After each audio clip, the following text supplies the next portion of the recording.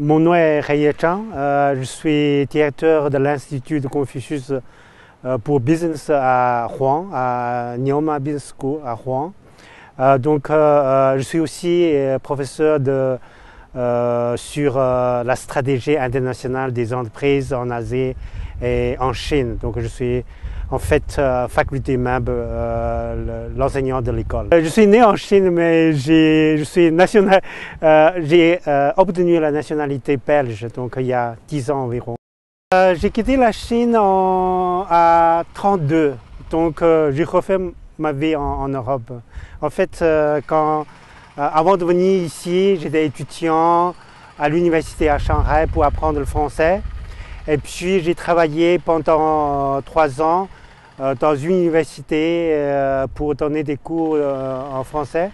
Et puis je suis allé travailler dans le gouvernement pour gérer un projet entre la province de Shanxi et l'Anvers en Belgique.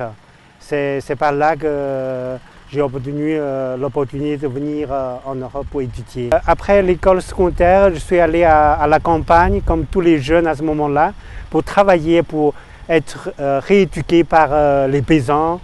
Et après 3 ans de travail dans le champ, on a eu l'opportunité d'aller travailler à l'usine ou étudier à l'université. Donc j'ai fait le choix de l'université, mais pour la langue française ou l'anglaise, j'ai aucune idée. C'est le gouvernement qui a demandé de choisir ce sujet, donc je l'ai fait. Donc c'est un peu par hasard Par hasard, oui, c'est ça, par hasard. Mais j'ai beaucoup aimé parce que depuis le premier jour, on a un prof venant de France. Donc ça m'a donné une idée tout à fait différente de ce qui est des Chine. Donc c'était dans les années 70, 77. À ce moment-là, la Chine, c'était tout à fait fermée. Bien sûr, c'était tout à fait différent. À Shanghai, à ce moment-là, c'est une ville qui est traditionnellement parlée, c'est une ville qui est très ouverte. Mais en fait, à ce moment-là, on ne voit pas des étrangers à Shanghai. À travers notre prof, on a vu quand même beaucoup de films français. On a eu des littératures et c'est là que j'ai appris aussi le Tour de France. Tout était nouveau. La motivation à ce moment-là, c'est que j'ai commencé à travailler dans l'administration et il y a beaucoup de choses qui dépendent de politique et tout ça. Donc le travail n'est plus lié à ce que j'ai étudié. Donc je dis bon, c'est mieux de prendre une opportunité d'approfondir ce que j'ai étudié, surtout sur l'économie et tout ça, parce qu'on n'a pas eu beaucoup d'opportunités d'étudier la matière, la langue, c'était seulement un outil. Donc j'ai eu l'opportunité d'avoir le sponsorship ou scholarship, une bourse d'études pour venir en Belgique. Donc j'ai pris l'opportunité de commencer à étudier la politique et la gestion de l'économie de développement. Donc ça, c'était 2 années de master. Et pendant ces 2 années, j'ai rencontré un professeur qui s'est intéressé sur la Chine. Donc je me suis commencé à spécialiser sur la Chine, surtout sur l'investissement direct étranger en Chine. C'est à partir de là que j'ai commencé une thèse de doctorat. Donc après 6 ans, je suis devenu chercheur et comme ça je suis établi en Belgique à l'université. Donc je commence comme assistant et puis associé professeur, comme ça a resté. Donc petit à petit on a créé un centre de recherche sur la Chine et puis plus tard un programme de master sur la Chine et l'Europe pour la gestion des entreprises.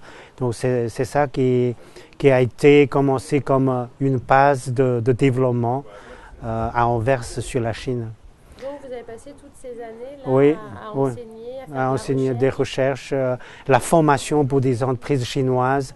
Et puis surtout dans les dernières 10 années, j'ai travaillé sur le projet de formation pour l'Union européenne. Par exemple, il y a un programme qui s'appelle Understanding China, c'est comprendre la Chine. Donc c'est à travers ce programme que j'ai eu l'opportunité de rencontrer beaucoup d'entreprises européennes aussi des chambres de commerce qui sont spécialisées pour la Chine. Donc à travers ces programmes, j'ai vu en fait l'importance de faire un lien avec ce que j'ai étudié, ce que j'ai appris et aussi le monde des entreprises pour contribuer, pour les emmener vers la Chine d'une façon plus appropriée. C'est surtout que quand je vois qu'il y a toujours une sorte de blocage entre des entreprises qui arrivent dans une nouvelle culture. Par exemple, il y a beaucoup d'entreprises qui ont des bons moyens, la technologie, la ressource financière, mais ils ne sont pas toujours à l'aise en Chine. Surtout, il y a un blocage de culture, de comprendre même des façons de parler, d'organiser une réunion, de négocier un contrat. Il y a toujours un blocage culturel. Et là, je pense qu'il y a quelque chose à faire. Bon, c'est pas le problème technologique, c'est pas le problème de l'argent, mais surtout de comprendre comment faire fonctionner une entreprise dans une autre culture. C'est pas seulement la Chine, je pense qu'une entreprise française qui va, par exemple, aux États-Unis, l'Amérique du Sud, il y aura aussi le même type de problème. Bon, avec la Chine, probablement, c'est plus, les problèmes sont plus prononcés, surtout parce que la distance culturelle est très longue. Donc c'est à partir de ça que je pense qu'il faut faire quelque chose. C'est justement à ce moment-là que l'Union européenne a lancé un projet qu'on a participé pour emmener en fait des entreprises vers la Chine à travers ces formations. D'un côté, la Chine est devenue très importante économiquement parlé.